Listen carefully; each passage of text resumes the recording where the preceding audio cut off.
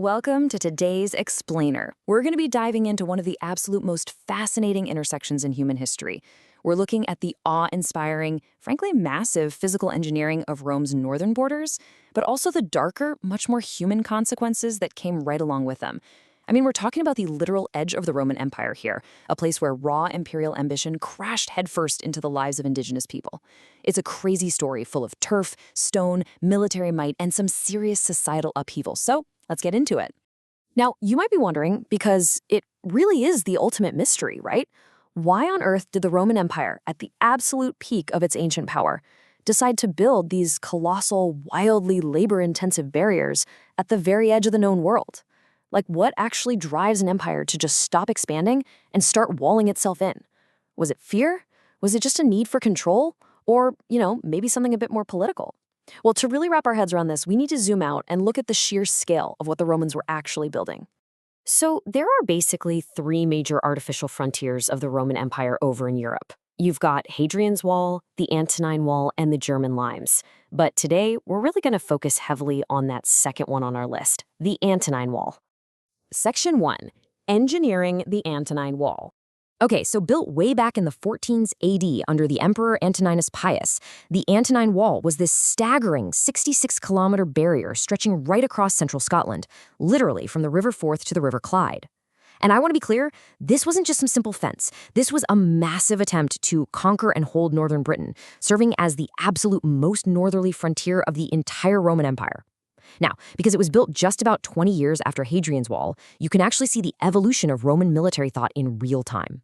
See, Hadrian's Wall was built directly on the ground, but the Antonine Wall, it is literally the only frontier in the entire empire to have a turf rampart erected on top of a sturdy stone base. Clearly, the engineers had learned a few hard lessons. That unique stone foundation added some absolutely crucial stability to the massive 3-meter-high turf superstructure above it, and for sure vastly improved the drainage in that notoriously wet Scottish climate. And that really brilliantly illustrates just how advanced this particular frontier was. The Antonine Wall is literally packed with these architectural oddities that you simply don't see anywhere else. For example, the forts are way more densely spaced than on any other frontier. They feature these totally unique, attached fortified annexes, plus specialized expansions that were most likely used for signaling. But honestly, perhaps the most fascinating feature of all is the 20 sculptured distance slabs. So these were these highly decorated sandstone blocks carved by the 3 Roman legions, the 2nd, the 6th, and the 20th, to basically record their building progress. But they weren't just boring records, right? They were literal pieces of imperial propaganda, designed to glorify the emperor's victories. But guys, here is the most shocking twist in the story of this incredible structure. 20 years.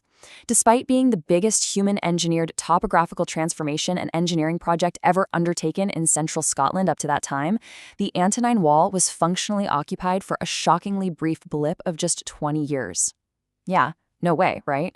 Sometime in the late 150s or early 160s AD, the Romans just packed up and left. They dismantled the forts, withdrew the troops, and this absolute colossal achievement was just abandoned. Part 2. Bantascan. A surviving marvel. All right, let's zoom in from the macro scale of the entire Roman Empire down to a single, tangible location that actually survives today, letting us literally walk in the footsteps of those Roman engineers. This is Bantascan today. And what we're talking about here isn't just some rolling hill. It's a 217-meter-long surviving section of the Roman frontier. To the north of the turf wall, the Romans dug this massive defensive ditch. We're talking nearly 5 meters deep in some places. And all the earth thrown out of that ditch, it was piled up to create a huge outer mound. Today, this astonishingly well-preserved ditch is actually shaded by lush beech trees, and it's integrated right into a modern residential area in Falkirk. It's this completely surreal collision of ancient military might and everyday modern tranquility. So what exactly happens to a massive border wall when the empire finally leaves? Well, over the centuries, the local population pretty much entirely forgot the wall's Roman origins. The barrier was repurposed. Its stones, and even those magnificent distance slabs we talked about, were scavenged and reused to build nearby properties and dikes. Eventually, this vast, highly visible landscape feature was just renamed Graham's Dyke by the locals. And actually, that's a name you can still find on street signs in the area today. The once mighty imperial frontier basically became just another feature of the local Scottish state. Section 3. The human cost. Now, we can't just marvel at the ditches and the turf all day. We have to pivot sharply from that awe-inspiring physical engineering to the devastating social impact these structures had on the people actually living there at the time. See, for a long time, historians and archaeologists looked at the Roman frontier through a very specific, kind of sanitized lens. They viewed these walls as just bureaucratic borders running through mostly homogeneous, unchanged zones, a process they mildly called Romanization. But recent data completely shatters that old historical myth. The arrival of the Romans and the building of these walls had profound and frankly far from benign consequences for local people. This was not some peaceful merging of cultures. This was a massive, traumatic human upheaval. The construction of this frontier violently ripped straight through local territories. North of the barrier, traditional Iron Age settlement patterns were largely abandoned. People were forced out, completely disrupting their way of life, which paved the way for entirely new social authorities to swoop in and fill the vacuum. Meanwhile, south of the wall, the indigenous population faced a totally different kind of takeover.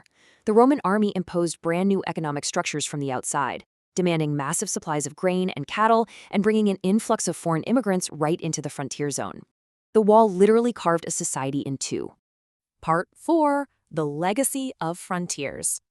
So, as we zoom back out to reflect on the lasting legacy of these incredible structures, we really have to hold two truths in our minds simultaneously. On one hand, we have the macro-physical engineering, right? The astonishing feats of surveying, those incredibly deep ditches, the turf walls built perfectly on stone bases. But on the other hand, we have the macro-human impact, the forced abandonment of homes, the economic subjugation, and the literal division of native lands.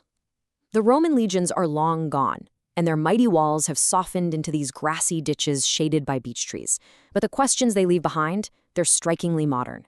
How do borders fundamentally reshape the human societies they cut through? When we build walls to define the edge of our world, who exactly are we locking out, and what are we destroying in the process? Really makes you think, doesn't it?